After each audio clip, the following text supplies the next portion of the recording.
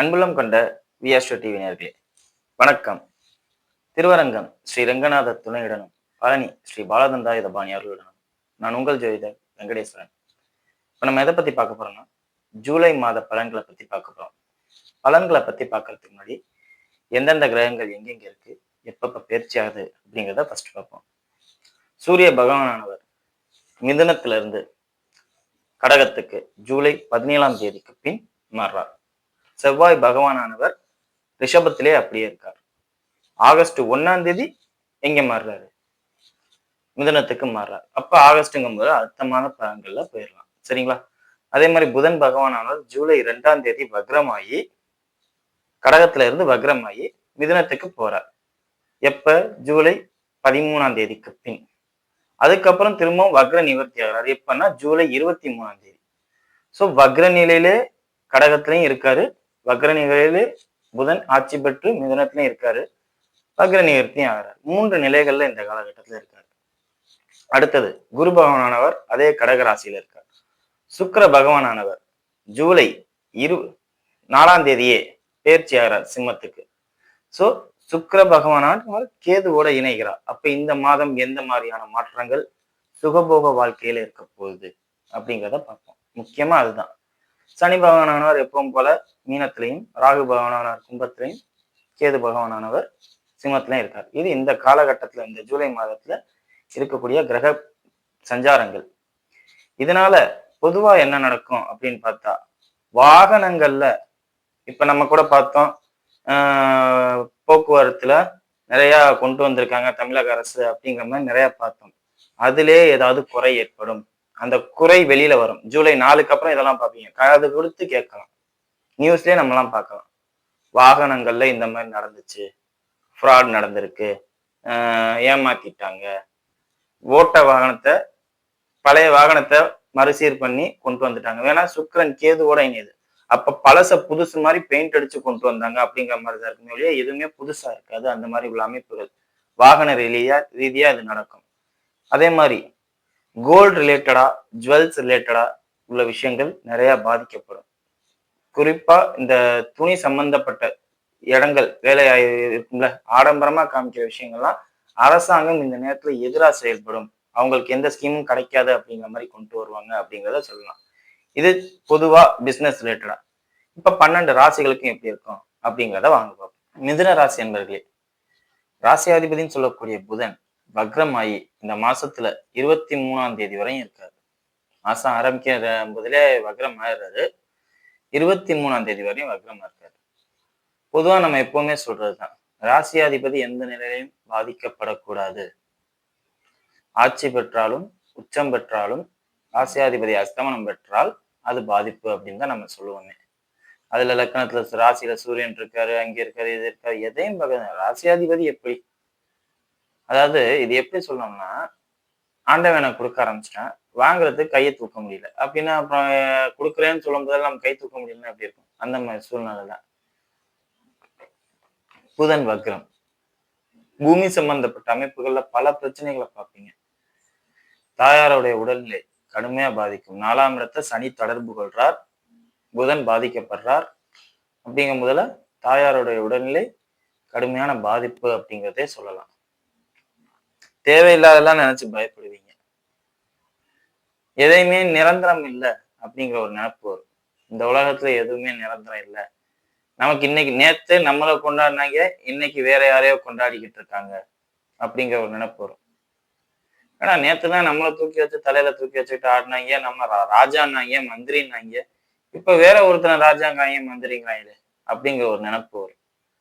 ஏன்னா புதன் டெம்பரவரி அப்படிங்கிற ஒரு விஷயத்த கொடுக்கும். நிரந்தரம் இல்லை அப்படிங்கிற நிரந்தரம் இல்லாமை, அதாவது நிரந்தரம் இல்லாமை அப்படிங்கிற ஒரு விஷயத்த கொடுத்துரும் அப்படிங்கிற இயல்பை கொடுக்கும். நேத்து நம்ம ராஜா, இன்னைக்கு எவனோ ராஜா அப்படிங்கிற கணக்கு கொடுக்கும். சோ இதை பார்த்துக்கங்க. தலைப்பகுதிகள் ரொம்ப கவனம். இதுக்கு இப்ப பரிகாரமா இந்த அமைப்பு எனக்கு பாதிக்க கூடாது சார் அப்படின்னு கேட்டாவே பரிகாரமா சிம்பிளா ஒரே ஒரு விஷயம் தான். தலையில பாதிப்பு ஏற்படுது. புதன் வக்ரம்னாவே தலையில பாதிப்பு ஏற்படுது. முடி ஒண்ணுதான் மனுஷனுக்கு கொட்டும் முளைக்கும் அப்படிங்கிற மாதிரி உள்ளது. நிரந்தரம் இல்லை. அதை இப்ப முடி இறக்கிட்டு வந்தோம்னா முடி இல்லாமே போயிடும் அப்படிங்கிற அமைப்பு இல்லை. நிரந்தரம் இல்லாம வளரும், இறங்கும், வழங்கும், இறங்கும் அப்படிங்கிற ஒரு தன்மை. ஸோ இந்த காலகட்டத்துல நீங்க எங்கேயாவது ஒரு கோயில்ல போய் முடியறைக்கிட்டு வர்றது உங்க ராசியாதிபதி வக்ரமானதுக்கு சிறந்த பரிகாரமா இருக்கும் அப்படிங்கிறத சொல்லலாம். ஸோ அது உங்களோட விருப்பம்.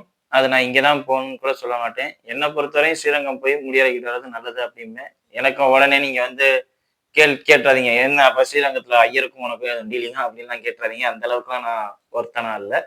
பட் ஆனா ஏதோ ஒரு கோயில் இல்லாட்டி உங்க குலதெய்வ கோயிலே கூட போய் நீங்க முடிய வைக்கிட்டு வரலாம் அப்படிங்கிறத சொல்லலாம். இது வந்து ஒரு பிராக்டிக்கலா இந்த புதன் வக்ரம் பாதிக்காம இருக்கிறதுக்கு என்ன பண்ணணுமோ அதை சொல்ற அமைப்பு. எந்தெந்த வகையில பாதிப்புனா பூமி அமைப்பு, வாகனங்கள் இதை சொன்னேன். 7ஆம் அதிபதினு சொல்லக்கூடிய குரு அஸ்தமனம் ஆகிறார். எப்ப? ஜூலை 13ஆம் தேதிக்கு பின் குரு அஸ்தமனம். மனைவியில் பாதிப்பு, தொழில்ல பாதிப்பு, நண்பர்கள் உதவி செய்யாம போறது, நண்பர்கள் இந்த மாதிரி மாறுவாங்கன்னே நினைக்காது. இதோட முக்கியமான விஷயம், சனி வக்ரம் ஆகுது. எப்ப ஆகுறாருன்னா ஜூலை 26ஆம் தேதி. பாருங்க, 1 போச்சு, 4 போச்சு, 7 போச்சு, 10 போச்சு, 9 போச்சு, 8 போச்சு. 8 போறத பத்தி தப்பு இல்லை. 8ஆம் இடம் பாதிக்கப்பட்டாதான் நல்லதே. அப்போ உங்களுக்கு உயிரை தவிர மற்ற எல்லாம் உதவி பண்ணக்கூடிய 1, 4, 7, 10ங்கிறது முக்கியம், 9ங்கிறது முக்கியம். குழந்தைகளை தவிர, அதுவும் இங்க குழந்தைக்குரிய 5ஆம் அதிபதினு சொல்லக்கூடிய சுக்கிரன் 3ஆம் இடத்துல கேதுவோட லாக் ஆகுறது. ஸோ எல்லாமே ஏதோ ஒரு பாதிப்பை ஏற்படுத்துங்கிற அமைப்புல இருக்கு. ஸோ நீங்க வந்து குடும்பமாவே கோயிலுக்கு போயிட்டு, ஒரு குலதெய்வ கோயிலுக்கு போயிட்டு நீங்க மட்டும் முடியறைக்கிட்டு வந்தாவே எல்லாருக்குமே பாதிப்பு நிவர்த்தி ஆகும் அப்படிங்கிறதே சொல்லலாம். இதுதான் பிராக்டிக்கலா சொல்லக்கூடிய பரிகாரம். மற்றபடி எந்த ஒரு விஷயமும் இல்லை. ரொம்ப தெளிவா பேசவும் நான் நினைக்கல. அதாவது ஓப்பனா பரிகாரத்தை சொல்லியாச்சு. இதுதான் விஷயம், இதை பண்ணீங்கன்னா நீங்க நல்லா இருப்பீங்க அப்படின்னு சொல்லியாச்சு.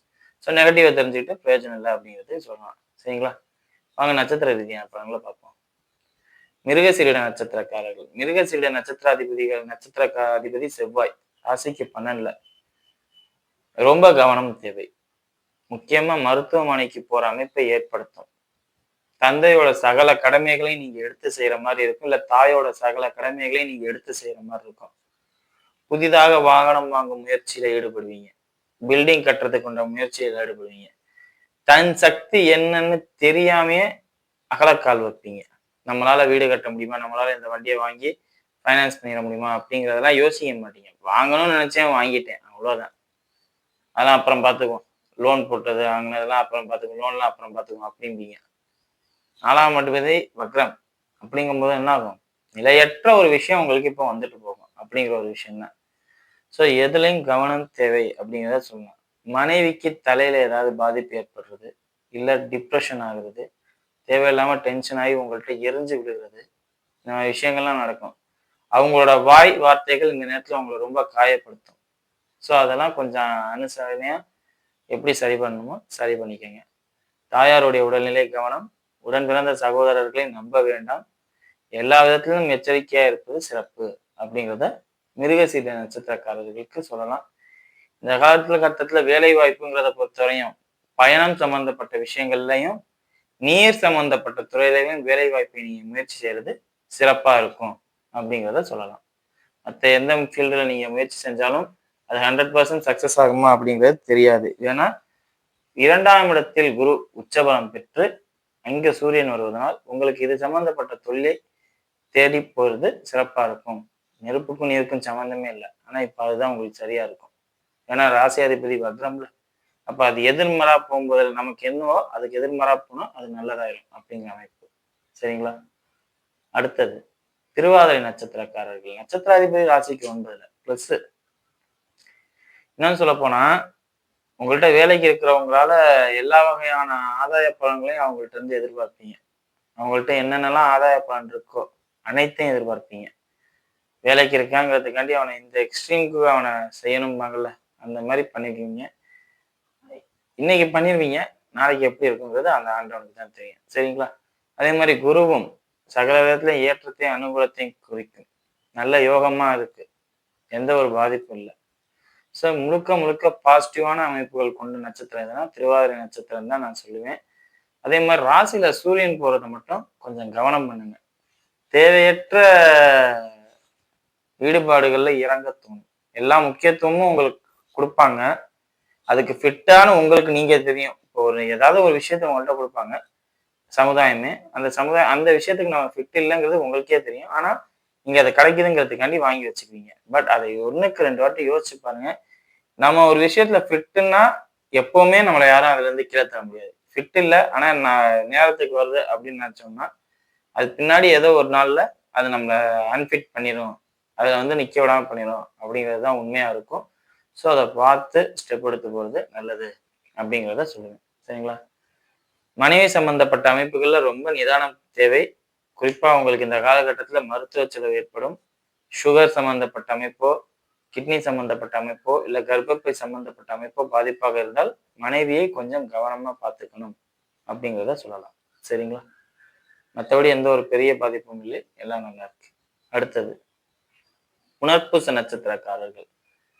எந்த நிலைமை வந்தாலும் மனதைரியம் இருக்கும். புதன் வக்ரம் தான். ராசியாதிபதி உடல் வலிமையே இருக்காது. ஆனா உள்ள வலிமை கடுமையா இருக்கும். தெய்வ சக்திய நினைச்சு ரொம்ப இது பண்ணுவீங்க. அதனாலேயே உங்களுக்கு எல்லாமே பாசிட்டிவ் அமையும். திருமணமாகட்டும், பொருளாதாரமாகட்டும், வாகனம் சம்பந்தப்பட்ட அமைப்பா இருக்கட்டும், தொழிலா இருக்கட்டும், எல்லாமே உங்களுக்கு இந்த காலகட்டத்துல சூப்பர் அப்படிங்கிறத சொல்லலாம். இன்னும் சொல்லப்போனா, மிதுன ராசியிலே உங்க நட்சத்திரத்துக்கு சிறப்பா இருக்கும். மத்த 2 நட்சத்திரத்துக்கும் டம்மியா இருக்கும்.